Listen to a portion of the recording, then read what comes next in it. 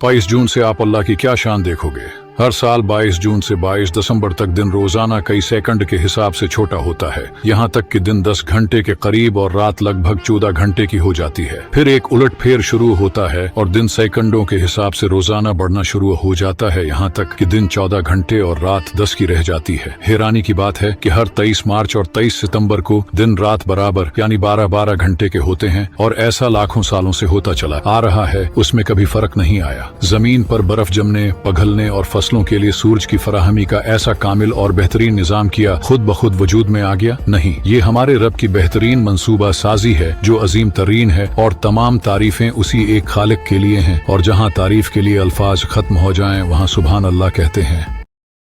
22 जून से आप अल्लाह की क्या शान देखोगे। हर साल 22 जून से 22 दिसंबर तक दिन रोजाना कई सेकंड के हिसाब से छोटा होता है। यहाँ तक कि दिन 10 घंटे के करीब और रात लगभग 14 घंटे की हो जाती है। फिर एक उलटफेर शुरू होता है और दिन सेकंडों के हिसाब से रोजाना बढ़ना शुरू हो जाता है, यहाँ तक कि दिन 14 घंटे और रात 10 की रह जाती है। हैरानी की बात है कि हर 23 मार्च और 23 सितंबर को दिन रात बराबर यानी 12-12 घंटे के होते हैं और ऐसा लाखों सालों से होता चला आ रहा है, उसमें कभी फर्क नहीं आया। जमीन पर बर्फ जमने, पिघलने और फसलों के लिए सूरज की फराहमी का ऐसा कामिल और बेहतरीन निजाम किया खुद ब खुद वजूद में आ गया? नहीं, ये हमारे रब की बेहतरीन मंसूबा साजी है जो अजीम तरीन है और तमाम तारीफें उसी एक खालिक के लिए हैं। और जहाँ तारीफ के लिए अल्फाज खत्म हो जाएं, वहाँ सुभान अल्लाह कहते हैं।